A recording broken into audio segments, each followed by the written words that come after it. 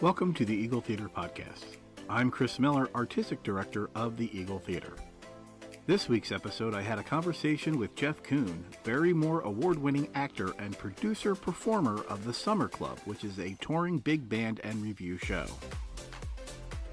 I am here with Jeff Coon, who is a Barrymore award-winning actor in the Philadelphia and greater Philadelphia area, as well as many other places, which he can fill us in on. So, Jeff, how are you? Hi, Chris. I am great. I'm doing well, as I hope everybody who's listening today is. I'm sure that things are crazy and unusual and maybe a little scary for everybody, but hopefully you're all well and hanging in there and doing the best that you can, because I'm sure that I'm sure looking forward to having you all back in a live theater sometime very soon. Yes, I think we're all hoping for that. Obviously for us whose livelihoods depend on it, but I think for our artistic souls as well. Absolutely.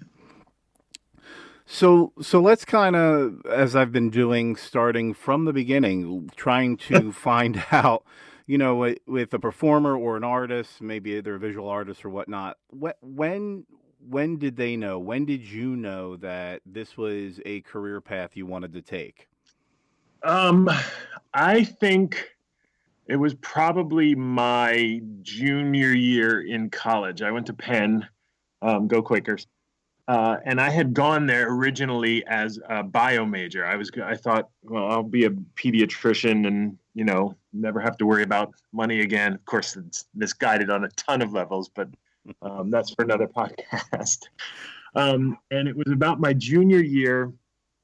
My freshman year, I got in, I took my first bio class, Bio 101, and immediately realized that this was bad. This was a bad idea. I had chosen the wrong path. And by my junior year, I had used up all my distribution requirements, and I had, you know, I said to myself, listen, you need to get your act together. If you're not going to spend 6 years in college, figure out what it is you want to do now, because you're sort of running out of time. And I was staying with my folks in Jersey, and I was taking Patco every day to Philly. And my dad was dropping me off at the train station. We had some time to kill, and he sort of said, listen, I know that, you know, you chose this sort of doctor lawyer path in some part because of me. I don't care what you do. Do whatever you want to do, but whatever you do, just do it well. And I think at that point, I sort of got the sign off from my dad saying, you know, it's cool. It's all good. Whatever you do, it's not going to change anything. And it was then that I sort of all right, great, go theater all the time. And I became a theater arts major there at Penn. And when I got out in 93, which, Jesus, is closer to 30 years ago than it is 20 years ago. Crazy. It was sort of the perfect time for Philly theater, insofar as the whole Philadelphia area was becoming a place where you could live and work as an actor and not have to do, quote unquote, a day job right around the same time that I was getting out of school. So it was like this perfect confluence of events where, you know, the Arden was still new, but they were beginning to provide, you know, working family wages. You know, the Walnut was sort of the holy grail at that point. But it was when I got out of school and I was like, listen, I don't have to move to New York to live and work as a theatrical artist. I can do it here in Philly and in the Philly area. I can be a kid from South Jersey and not have to move to New York, because my heart and home was in that area. And frankly, given the student loan debt that I had getting out of school, I didn't see how moving to New York, the most expensive city in the world next to London and Tokyo, maybe, made any kind of financial sense. So it was really right, you know, like right as I got out of school, I was like, I can do this. I can. And I'm not sure if it was a plan more than it was just dumb luck more than anything else. That things were just happening at that point that allowed me to do what I did for a while. And I'm sure your family initially, meaning your parents typically, probably had some reservations, as a lot of us artists do, and we kind of come to uh, that idea that that's what we want to do, and now we have to break it to them. And 9 times out of 10, it's usually about financial stability. Yeah. So in today's time, if you're a young artist looking to do that, what advice could you give them on approaching the subject with your family as you had to those years ago and got wonderful support, of course, which is great. But for those kids who may be, trying to figure out how to explain that or ask that of their family. Sure. I think the best uh, defense is always a good offense, and so to bring out my Philly sports love, I don't have my Eagles hat on, but um, the best defense is a good offense, um, which is normally the other way around. But I feel like the more that you can be proactive and let your parents know, this is not a game for me. This is something that I'm actively pursuing. So that even if you're 10 or 11 or 12 and you let your parents know that, hey, I want to take a class, or I want to go make sure that I'm at this rehearsal, and I'd rather give up a weekend at the shore for a rehearsal that's all weekend long for the spring musical. If you're letting them know, even from a very young age, it's much more, they'll be much more willing to get behind you and sort of foster your love of the arts and your want to be a part of it as a profession, as opposed to just sort of a fun side gig. If you if you motivate yourself and they see that you're really into this, and they're not constantly dragging you out of bed to get to a rehearsal or a class or something like that, um, they're going to be much more invested in you later on. I mean, of course, they're going to be invested in your success, whatever you do. The more that you're able to offer your own sort of self motivation, I think as a parent now, I know that I'm much more inclined to want to support my kids in the things that they love to do, as opposed to the things that I feel like I'm dragging their feet to do. Yes, as a parent, I agree with that. It's you want them to have passion in it, and you expose them to the things you have passion in. And if they don't Yeah. take on to it, they don't. But if they do, then support them. Either way. Yeah, exactly. Exactly. I mean, honestly, if either one of my kids showed, you know, if they were interested in molecular biology right now, and that's what I'm with you. It doesn't matter what you're passionate about, but helping them find what they really want to sink their teeth into is what, you know, I think we all want as parents, helping find those things for our kids. Yeah, I couldn't agree with more. And I think for those kids going through it, for the most part, their parents are in a very similar situation. So understanding that, I think, could help them approach that subject with them a little easier. Yeah, totally. That's awesome. So, let's get on to about a little bit more of the mechanics of acting, if we will. Sure. Really want to kind of dive into the preparation work going into the different roles you have, and obviously with your resume, you've played a wide variety of roles. So maybe we can talk about a couple that really stuck out to you that the preparation was hard. Maybe one that the preparation was really difficult. Yeah.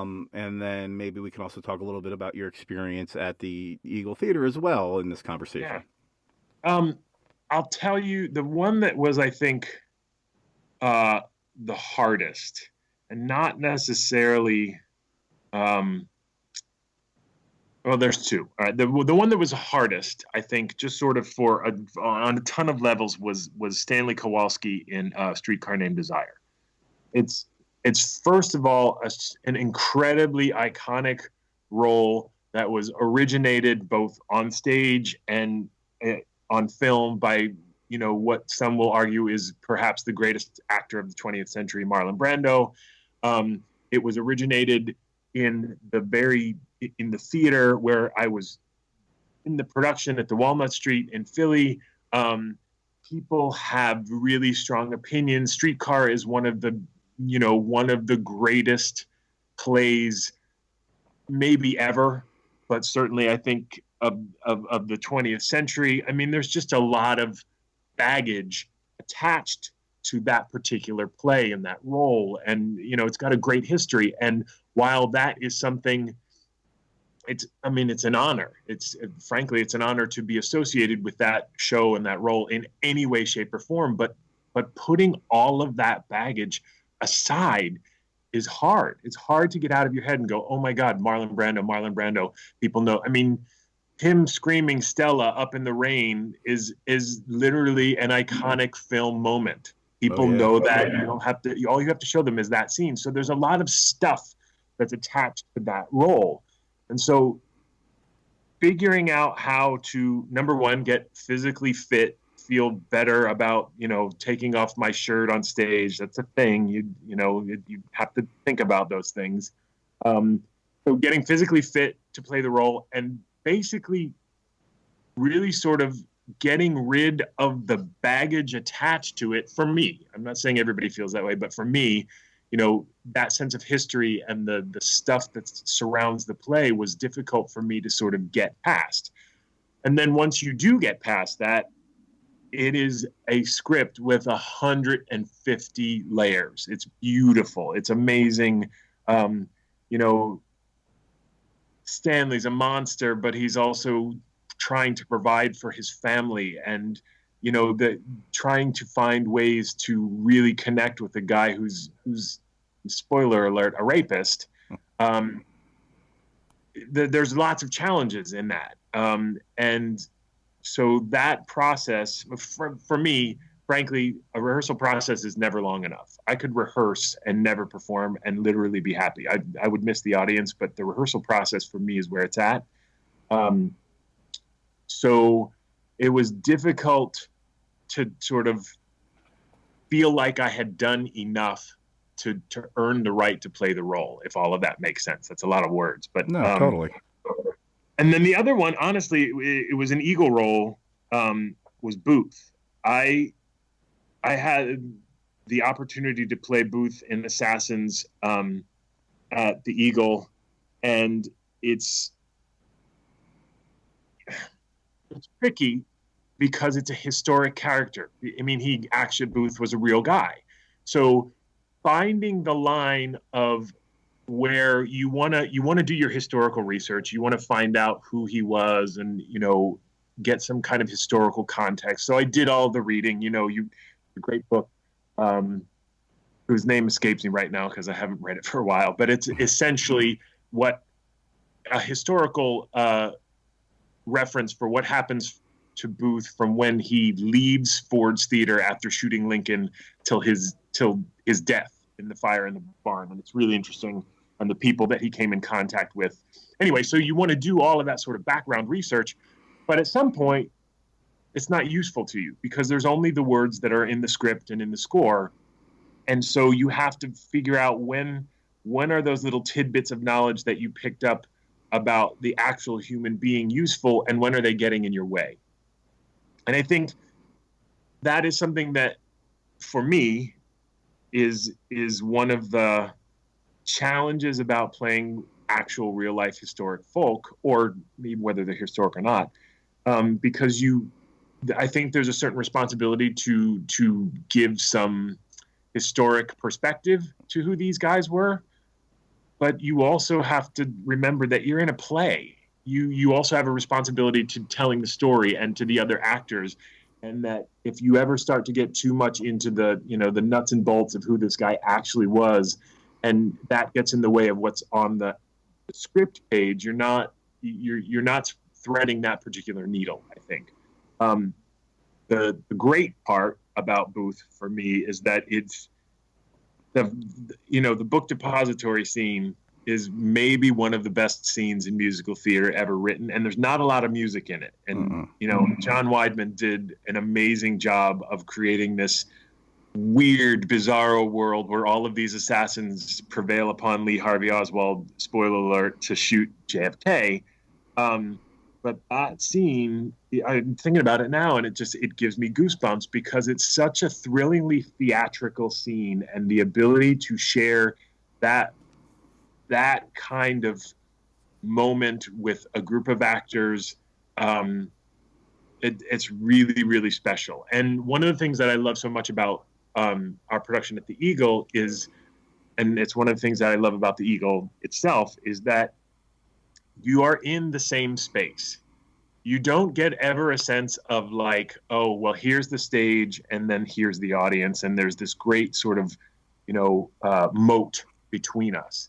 We're all breathing that same air and we're all sort of in that same creepy or wonderful, depending on what the show is. But in that particular case, we're in this weird sort of limbo world. And the 10 of us who were on stage and the 200 that are in the house, we're all in the same space.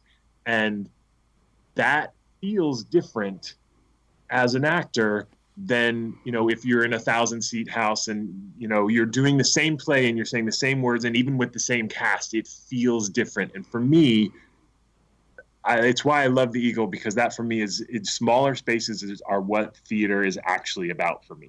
It's about making that sort of actual human connection where you're breathing the same air as the actors and the audience, and that we're all in the same room. And I love Assassins, and I'm too old to do it now, but I would do any role in that show at any time. So, just let me know if anybody's got a production of Assassins coming up. I still want to cross off Gateau from my bucket list. Well, we've been known to do some revivals here recently, so maybe that could be one we bring back. But that cast, that production team, Ted directing, it was one of our finer pieces of theater, and I remember being there during Tech Week and just being in awe of it. And that was what everybody was doing, hitting every beat. Whether it was the actor's performance, the lighting, the set, the projection work we did. It was a special piece, and having you a part of that was also very special for us. I know that. Well, thanks. Yeah, I mean, I love that production, and I do. I just love that show. I think it's a fantastic show. Yeah, very, very much so. And though I would have suggested or thought that maybe one of your more difficult roles to get ready for was Hand Ratty, just because of Dan Dunn's choreography. How dare you, Chris? How dare you impugn my terpsichoreal skills? That was an aspect of that particular role that gave me cold sweats every night. Though I love Dan Dunn and I love his choreography, I am what my friend Dibble and I call a park and barker. I like to stand, not move, and just sing. So having to dance a little bit it always sends a little bit of a cold shiver up my spine. And that's also a very energetic show. Yeah. Okay, sorry. So because you brought it up, I'm going to sidebar for a moment. Sure. I'm going to get on my soapbox. Get on it. When the boys asked me about wanting to do that show, I didn't know it all. I knew the movie, and here's what I knew. I knew that the Times, and I think it was Ben Brantley, had sort of panned the production on Broadway. And I was like, it's probably not a very good show, but I like these guys, and I love what they're about. And I listened to the score, and what I heard of the score was amazing. It's right up where I love all that kind of big brassy stuff. And then when I got to do it, I got really angry at Ben Brantley, because that show is much, much better than anybody gave it credit for on paper and in production. It is a beautiful, beautiful story of these two sort of lost souls finding each other in a really unexpected way. And I don't know if it was the production on Broadway being overblown, and maybe it was because we had to, because it was at the Eagle and we don't have Broadway space, scale it back. Maybe that was part of the reason why I love that show as much as I do. But that's another role that I would love to do again. And it's also a show that I feel like more people would love if they gave it a second look. I really do think that. That score is amazing. And the book, Terrence McNally, God rest him, I really do feel like people should give that show a second look. And I'm not plugging this for any other reason than I just thought it was my own response to it, and then what I ended up feeling about it. And I think that goes, with a lot of shows sometimes is you have one perception going into it, especially if you've never been a part of it. Yeah, And then getting into it, you're like, wow, this is pretty impressive, or I really like this, or to your point, that relationship that evolves, which is obviously also rooted in a true story, yeah, is pretty amazing. And to be able to bring that to life, whether it was on screen with Hanks and DiCaprio or on stage, I think really changes your impression of it. yeah. I agree for sure. Um, so, w- with that said, and kind of in that vein, is there any role that you haven't gotten to do that you just wish, maybe because you haven't had the opportunity or a theater hasn't done it, or do you feel like at this point you've kind of, other than the surprise role that you don't know about, that you've kind of done? I I I feel like, and I say this with humility, and I hope it comes off that way. But I feel like I've been incredibly lucky throughout the course of my career to play, most of the stuff that I've wanted to play, or to have the opportunity to play roles that have been really fulfilling. And um, I would still like to play Frederick Eggerman in A Little Night Music, because now I'll be 50 next year. I know. I still look 30. I wish. I'm kidding, and it doesn't matter because none of you can see me except Chris right now. Anyway, um, but I would love to. There's a series of roles of what I call, sort of offhandedly, the daddy roles, and that I would love to play. Either Ben or Buddy in Follies, Sondheim's great work that nobody does because it's too expensive to produce. Um, I would love to play Emile DeBeck in a full production of South Pacific. I got to do it at the Walnut a couple of years ago, but I was understudy, so I didn't get the rehearsal process, which is fine. I'm not complaining. It was still a wonderful experience. And I did it in a concert version with a 65-piece orchestra, which was its own special gift. But to have a rehearsal process with that particular show um, would be great. I mean, I still think there are lots of things that I will would love to look forward to, um, but I'm happy to do whatever comes along. So There's nothing I'm clamoring to do at the moment. That's fair. That's fair. Now, was there ever a role that you got, and as you started getting into research, you maybe found that it wasn't as appealing as you thought it might be? Oh, that's a great question, Chris. Um, Gosh. Okay, I say again, humility, diplomacy. I'm not trying to throw shade, um, but I Arthur in Camelot, Hmm. and I think it was more because I love the production. I love the people with whom I was in the production. Again, I love them. Eileen and Kevin and Matt Pfeiffer is a fantastic director, and I love Act Two Playhouse. Um, so it wasn't about the production. It really was, I think, more about the show itself and loving the music, but finding that I didn't love it as much as I thought I did when I was actually doing it. And the show, and I don't think I'm telling any secret here, the show itself, the book, is a little problematic. It's kind of long, and there have been different versions.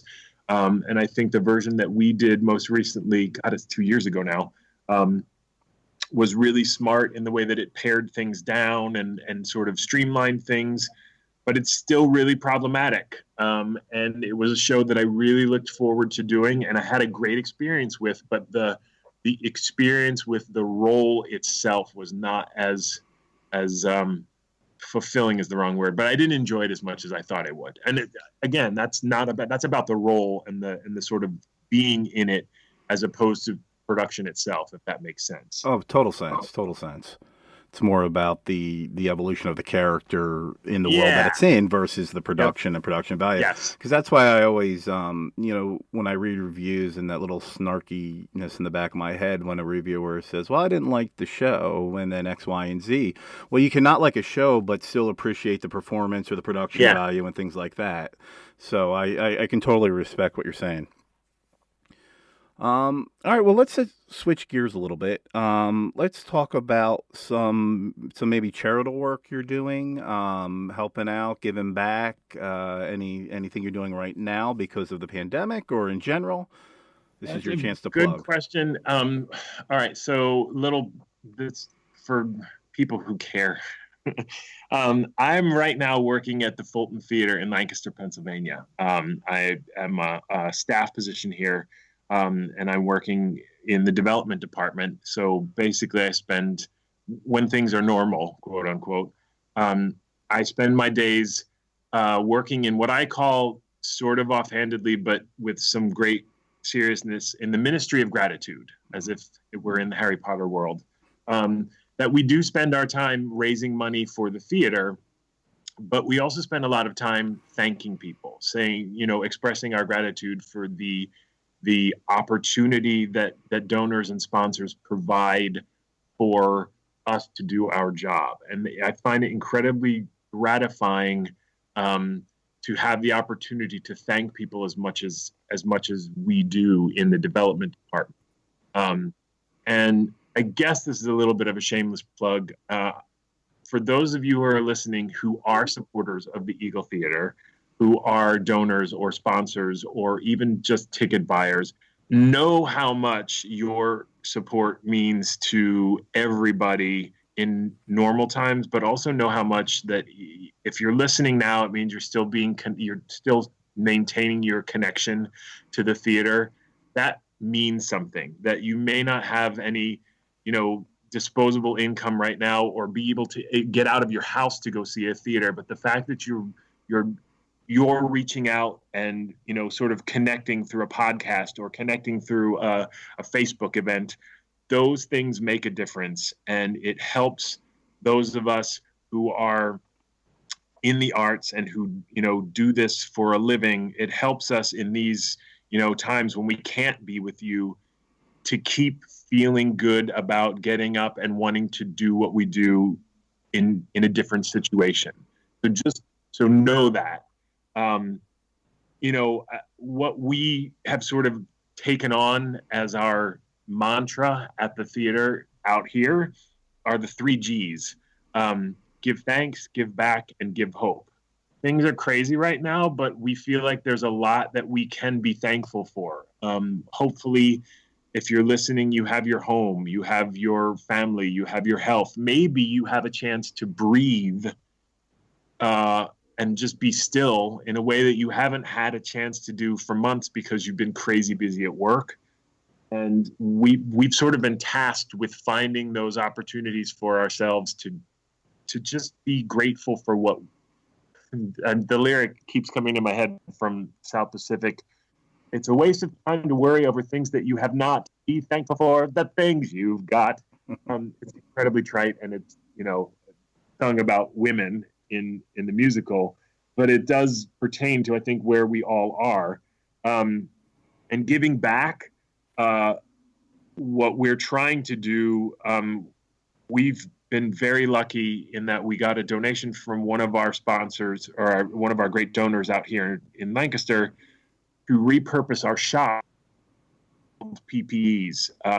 We were building face masks with a new laser cutter, and we are figuring out how we can retrofit our shop to provide for first responders or any kind of hospital equipment that we might need around here.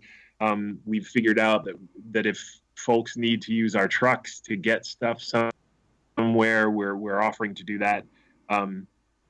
All theaters are going to be hurting eventually, if not already. But I think it's important to remember that even in a time when we're not doing plays, there are ways that we can continue to provide for our community, those who may be in worse situations than we are in. And then finally to give hope, we will be back. All of us will figure out what the world looks like on the other side of this pandemic. But we'll be back. We'll be doing live theater, and it may take a while for us to get back to where, exactly was before, and maybe it will never be where it was before exactly, but sort of leaning into that idea that that's okay, that we can figure out the way that we do live theater, after social distancing when we get there, but allowing for the possibilities that this enormous obstacle for all of us could provide really new and innovative.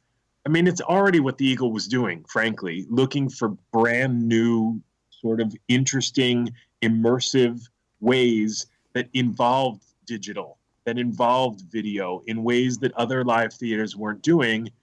Well, that's going to be, I think what the next generation of live theater will be. So, in a lot of ways, I feel like the Eagle is really well sort of positioned to both weather this particular storm and be even stronger once we get past it. So that was, sorry, I got soapboxy and preachy, but that sort of where I am individually and where we are as an organization out here. And I feel like it's a good, the three G's are a good mantra for all of us to try to adopt as much as we can. I don't mean to minimize anybody's situation, because I know that there are some dire straits out there and some tough lots, but hopefully, even if you're in a really bad spot, you can find a moment for yourself to just say, hey, listen, things stink right now, but I've got my shoes today, or my kid hugged me, and whatever those things are, I hope you find them. Well, I was going to get into this towards the end of the podcast, but since we kind of approach the subject now, I might as well just continue it, and then we'll circle back to the other things. What do you think life is going to be for us theater artists post this pandemic, post this lockdown, and maybe more so that period right after the veil is lifted and we're allowed to do what we do? What do you think the audience is going to be? What do you think, the theaters are going to do? And if you had your crystal ball with your experience. Two things. I think that in a lot of ways, theater artists are more well equipped to figure all of this out than others, because we are used to going from job to job and having to figure out what we do in the in-between times, or how do we make work for ourselves. And that's part of our DNA as people who look to make their living in the arts. We are looking to create work for ourselves. That's just what we do. So in that respect, I think, folks who are sort of in the traditional economy and have, 9-to-5 jobs, and they may struggle a bit more after this if they don't have, if they're not going back to their regular jobs, or if there's that sort of transition period for them to go from one situation to another. It may be more difficult for them than theater artists, because frankly, we already do that. We already figure out how to make do in a world that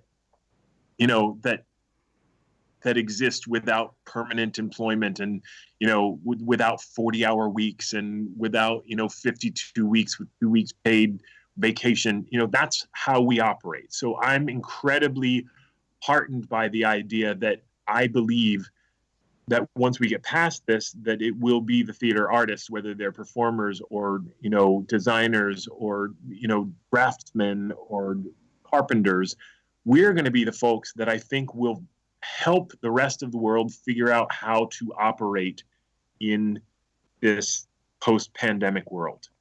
How it's okay to figure out how to make work from yourself. We are all entrepreneurs by nature, because we are our own businesses. So that's number one. And number two, I think we're gonna have to consider, as much as I hate to say it, I think the idea that we're gonna have to it's going to be, I think, slow for audiences to want to come back initially. And it's a scary thing to say, um, because I think the thing that makes theater so special, which is a bunch of people living and breathing in the same space, is what makes it scary after all of this.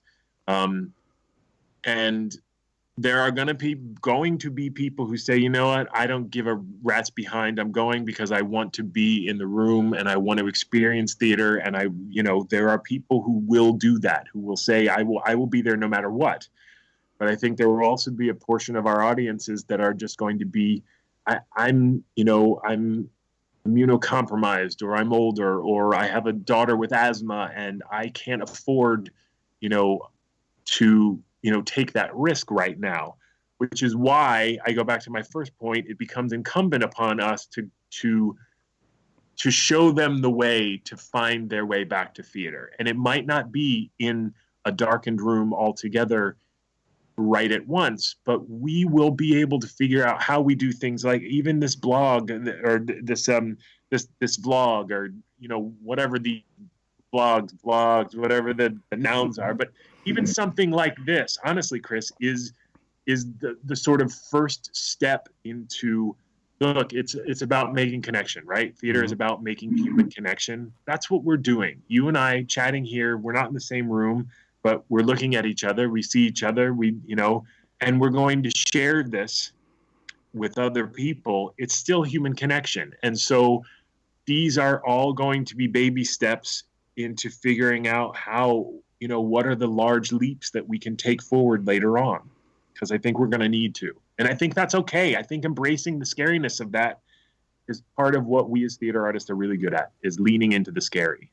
And I would say, for any solace for any of us, is that the art form and medium has survived empires rising and falling, world wars, Yes. plagues. Ironically, that kind of what we're in.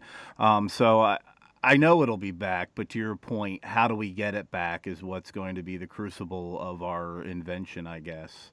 Yes. So And I like I said, I mean, I think it's about us to figure out what ways work for us, and what are the ways that our audiences want to hear from us, and how do we give them some portion of what we used to give in live theater through video or through digital or through audio. What are those ways? And it's, again, why I think the Eagle is positioned really well, because you guys were already exploring those ideas, years before any of this was even sort of a thought for most other places. yeah, no, definitely, definitely. Um, and we've obviously also had internal conversations of what's that going to look like, and how do we move forward? Do we, set seating up from a social distancing viewpoint to allow people to be comfortable to come see Right. a show? So those are all things that every theater, from community to Broadway, are going to have to figure out here soon. Exactly. So I'd love to, before we part ways, I'd love to talk about the Summer Club, which is an exciting, throwback, if you will, show that you've put together, and I know it's grown since its inception. So let's talk a little bit about what it is, how it Mm, started, how it came about, and where it is now. Obviously pre-shutdown, with right. the hopes that post will be back and raring to go. Oh, bless you, Chris Miller. You're a mensch for asking about this. Um, so my best friend in the whole world is Fran Prisco, who's an actor in the Philly area, who has not yet graced the Eagles stages, but I'm sure he will at some point, um, if they'll have him. Let me say that. He's a little bit of a seedy fellow. um, anyway, when he and I first met, shortly about a year after I got out of college. So it was, we were both young actors. He had just graduated from uh, DeSales, but at that point it was Allentown College still. And he and I found each other during a production of Sunday in the Park with George at the Arden. And we both loved the Phillies. We were both Philly sports fans. We found that we both loved Sinatra, Rat Pack, and we would sit around his apartment late at night and drink beer, and we would listen to. At that point, there was Tina Sinatra released a recording from I'm going to say it was 1962, and it was the Rat Pack in Chicago, basically paying back the mob for getting Kennedy elected. Essentially, I mean that's a boiled down version, and that's oversimplifying it. But they were working in '62. They were in Chicago, and they were working blue, which means that they were cursing and they were saying the S word. And I had never heard that before, but she released it because they found a good recording of it, and she thought he was at that point too old to really perform well, but he was still alive. Anyway, we found that we loved Sinatra. And at one of those late night occurrences while we're listening, one of us said to the other, God, can you imagine what it would be like to sing in front of that band in a room like that, to have that feeling, because you could hear it through the recordings. They just were having a ball. The performers that were enjoying themselves, the audience were losing their minds because they were funny and they were charming, and it was a show, but it was also almost like a fireside chat. So flash forward to 2015, the winter. A friend, I won't get too much in the weeds, but I had a great family who took care of me when I was a kid, the Carney family. I worked for them in Cape May. And the oldest sister, Ree, of the Carney family, called me because her son, JP, was an actor who I had met. And I said, listen, I know your dad's a big deal. His dad is Fran Dunphy, coach of Temple basketball. I said, I know your dad's a big deal, but I want you to know that your grandmother, Mrs. Carney, she saved my life a couple of times. And we were having drinks some night after a show when I said, I know everybody wants to talk to you about your dad, but I want you to know that your grandmother meant the world to me. So he tells his mom this. His mom calls me and she says, listen, you want to get together and talk about something that you would like to produce together? Yes, of course. So this is February. Fast forward to the summer of 15, we did 3 nights in Cape May, my hometown, where Carney's the bar was. And Ree basically said, listen, I'm going to kick you guys in the ass to put together something that, she loved the idea of this. We wanted to do a supper club. We wanted, cigarette girls, and we wanted, a full sit-down meal. And we figured, this is the first time we're doing anything like this. What are we doing? We can't, that's way too much to bite off. Let's just stick to the show itself. So we wanted to create something that felt like a cross between the Rat Pack and At the Sands and the Ed Sullivan Show. We wanted to have a real live modern day variety show with, and not with all the bad connotation, but like a comedian, a great dance act, some, fantastic music, but most importantly, a band, because this was hearkening back to the days of Basie, where the band leader was almost as famous, if not more so, than the person who was singing in front of the band. So we cobbled together a band of Jersey musicians, almost all of them, and we didn't know what the hell we were getting into. Our music director, Larry Lees, did brand new arrangements based on, paying tribute to people like, Don Costa, the guys who, did these original charts for these great bands, and he put them together for our band. And we did it that first night, and I was like, oh, it definitely is better to be lucky than good, because this is really good and we are really lucky. We had great musicians, and we have since done 2017 was a big year. We did one every month all over the place. But essentially they're 90-minute big band shows with lots of fantastic music, a kick-ass band. And right before we shut everything down, we were going to make a trip to New Orleans to do 3 shows down there and work with, we were going to work with a school district down there and get some kids exposed to this kind of music. We have a show scheduled. We had a show scheduled for March 20th out here at Elizabethtown College that right now we're looking to do at September 4th. And we're still planning to go to New Orleans to do our work with the kids down there and do some shows down there, but we just don't know when it'll be yet. And we're looking at getting back to the shore this summer, but now we don't know if any of that will happen. But know that we are also not going away, and we're going to figure out how all of this works. But yeah, it's been a passion project for me and Joey and our partner, our producer partner, Ree Dunphy. And I look forward to getting back to it. Somebody just pinged us on Facebook about it. I was like, oh, yay, you haven't forgotten us. So it was nice. Yeah, those are great feelings when somebody does that in this time, Yeah. for sure. All right. Well, listen, is there anything else you'd like to get off your chest in confession hour, or any advice maybe to no, any No, advice I for, mean, for people out there, not necessarily about the pandemic, but just in general? Maybe something that young kids auditioning, anywhere do you think you can help? yes, I'll say two things. First of all, thank you for asking me to do this, Chris. I appreciate it. It's a great opportunity to see you because I haven't seen you for a while, but to chat with you, it's great.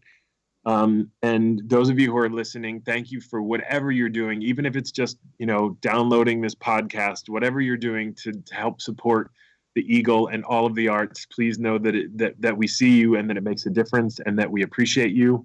And kids, do everything you can for as long as you can. If people ask you to be, the scene painter or the stitcher or the light hanger or the whatever, if you're passionate about theater and someone invites you to be a part of it in any way, shape, or form, I promise you, you will not regret saying yes to it.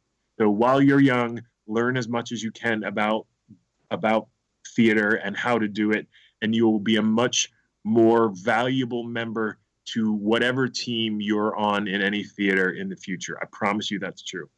That is great advice, and thank you so much for doing this. Appreciate you having you on, and maybe we'll do another episode down the road when things are swinging again, and we have more to talk about. Wonderful. I'll look forward to it. And in the meantime, you stay well too, friend. Same to you. And that concludes our chat with Jeff Coon.